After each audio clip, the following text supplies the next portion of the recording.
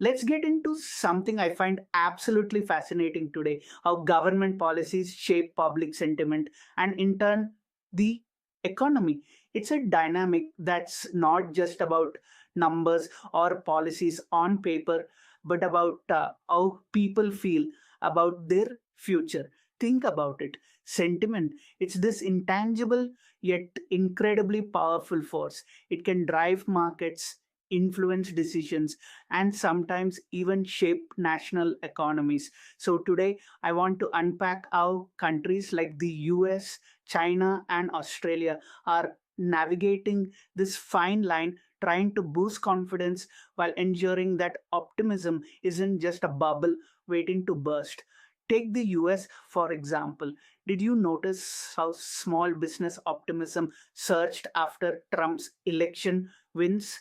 They call it the Trump effect. After both the 2016 and 2024 elections, the NFIB Small Business Optimism Index jumped significantly. In November 2024, it hit 101.7, the highest since June 2021. That's massive.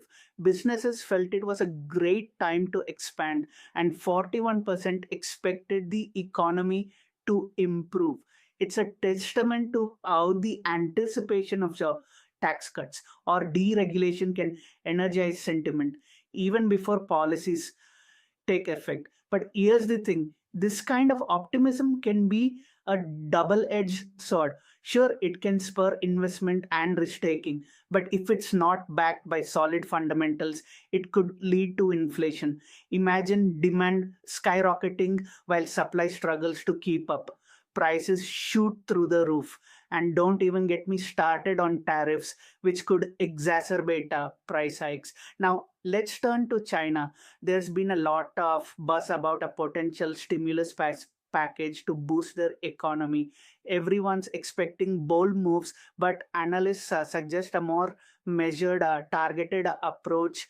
Think incentives for specific sectors rather than broad cash handouts. It's interesting because while some US listed Chinese ETFs soared on the news, the CSI 300 index, which tracks mainland stocks, stayed pretty flat. It just goes to show how markets interpret signals differently. And then there's that massive land purchase in Shenzhen by state owned developers, a bold bet on the property market. It suggests some big players believe the downturn in China's property sector might be ending. But is it a broader trend or just a one off? Only time will tell. Speaking of housing, Hong Kong is dealing with its own challenges to stabilize the market and prevent homeowners from going underwater on their mortgages. The Hong Kong Monetary Authority has relaxed mortgage requirements. It's a move to shore up confidence, but there's always a risk that these interventions could strain commercial banks further. Australia's another fascinating case. They've avoided a major crash, but their economy is sluggish. The Reserve Bank of Australia has hiked rates aggressively, 4.35%, the highest in 12 years, but inflation, especially in services, remains stubborn. At the same time, their economies who relies heavily on government spending, and productivity is falling. It feels like they're trying to boost growth with one hand while undermining it with the other.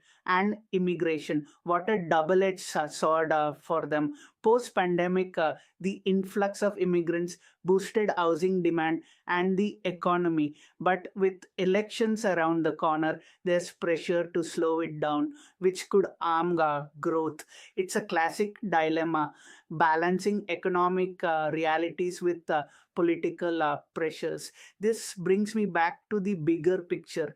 Every country faces its own unique challenges, but there's a common thread: the constant balancing act of using policies to stabilize economies while ensuring long term growth and fairness.